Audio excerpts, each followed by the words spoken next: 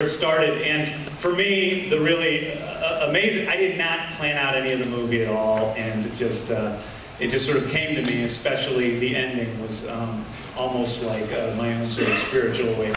So it was a fun script I wrote it quickly, and it just stuck with me. And over the years, everybody kept telling me that the movie was too weird, it was too esoteric, I couldn't get the movie made. I did actually have a lot of actors that wanted to be in the movie, but we didn't have many people interested in financing it, but it just stuck with me, and I couldn't let it go. And my ex-wife, Jenna Fisher, called me up one day, and she's like, "What are you doing with Super? That's my favorite script that you've ever written. I don't know why you're not making this movie." And I said, "I don't know." And she's like, "You know, have you ever thought of Rainn for that role?" And I've known Rainn for 5 or 6 years. And he was perfect, because everybody else that wanted to play the role, I didn't know anybody else who had the comedic chops, and could also do sort of the dramatic part of the role well, and who, you could believe was picked on, the low man on the totem pole, the diner, but was also powerful and big enough to kick some ass. But really, the minute she said it, I'm like, wow, that makes sense. And I gave the script to Rainn that afternoon, I think. Check this move out. The tail end, the converse end of that story was I was on the Office set, and Jenna was behind reception, and she's like, "What's going on?" And I was sitting there eating the little candies, and she's like, "I just talked to James, and he said, oh, what should I work on?" And I said, "What about that script Super?" And then I recommended you for it. And I think he's going to send it to you. And I literally went over to my Dwight desk, and there was James sending the script, and said, I hope you like it. And so I had him printed out. I had some chumpy PA printed out for me. I was like, "Here, you fucking idiot, print out the script. I want a gold leaf brought to my trailer." And so I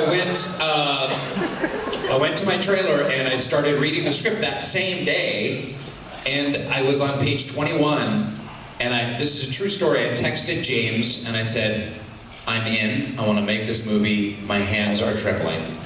And that's a true story. I responded immediately to this script on a really emotional level, and the thing that I love about it is how many different kinds of storytelling are contained in this movie. I mean, you have a really heartfelt story.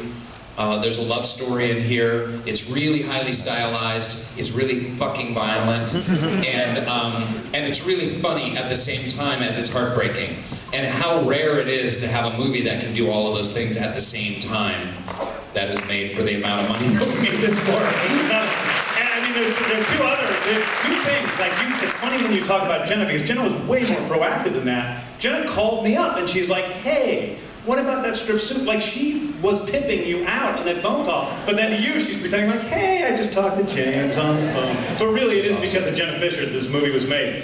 And then the other thing is, when you wrote me that you're on page 22 and that you were in, I didn't take it seriously at all, because I'm like, well, he didn't get to the part where the girl's head gets blown off, and I'm like, he may freak out. Rainn's a spiritual guy. He may freak out on the violence at the end, because I know the movie changes so much throughout. I really didn't believe that you were in until you told me after you had read the whole script.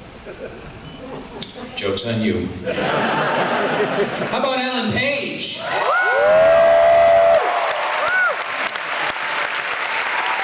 Canada's finest.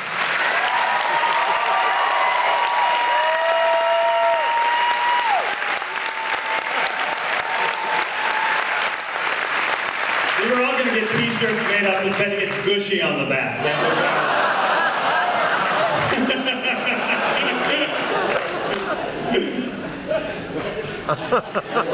What attracted you to the role?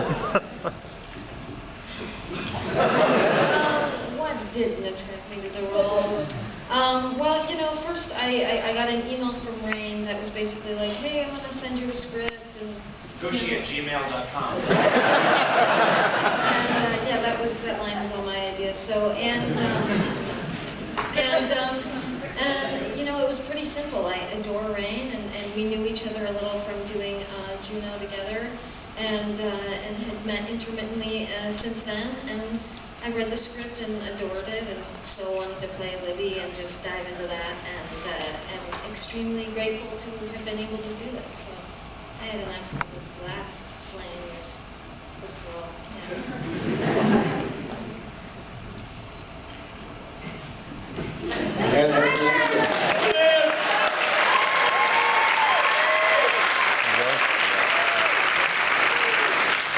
I read the script and a giant tentacle came out and took my head up and I was touched by the finger of God. That was my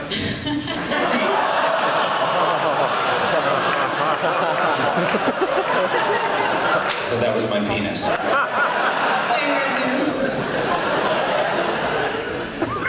I just really loved the script, and I was really touched by it, and really surprised, and really excited to work with all these amazing folks.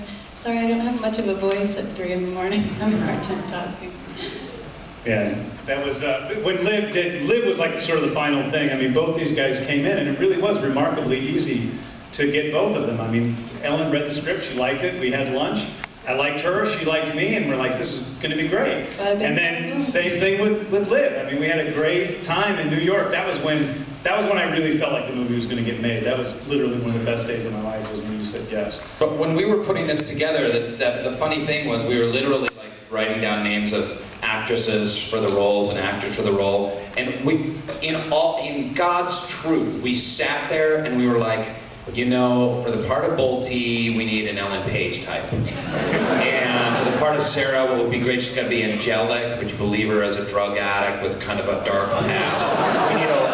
We need a Liv Tyler type. I swear to God. And so we were really like, well, we should at least just start with them, you know, just see what happens. What's the worst that could happen? Yeah. And I remember giving the script to Ellen, and then, you know, talking about all, it was like we just really gave it to her thinking it was completely a throwaway. It was not going to happen at all. And yeah. And producer Ted Hope, this is actually his second time in Midnight Madness, because actually the first year I did Midnight Madness, we had a twisted little film called Love God. And Ted was the producer of Love God, and now we got him back. How did you get involved with the project? Well, Rainn, master of Twitter, actually tweeted one day that he, James _Gunn, were going to go out with a effed up low-rent Watchman. And I actually wanted to make a effed up low-rent Watchman. And I called Rainn's agent, Lisa Hallman, and said I have to read the script. And it took him about 6 months to let me climb aboard the team. it did. Ted was really, Rainn and I were like, we don't want a producer, we just want to get the movie made, we want financing, if you have money then we'll talk to you, but we don't want a producer. But Ted literally would not give up. And he got our email somehow, and he just kept going and going and going. And finally we were like, wow, somebody who feels as passionate about the script as we do, so let's make it a threesome. The remarkable thing was we came here last year. You know, I think we were still wondering, like, is Liv going to do the movie? I wasn't sure it was going to happen. And we'd sent it out to a bunch of different buyers.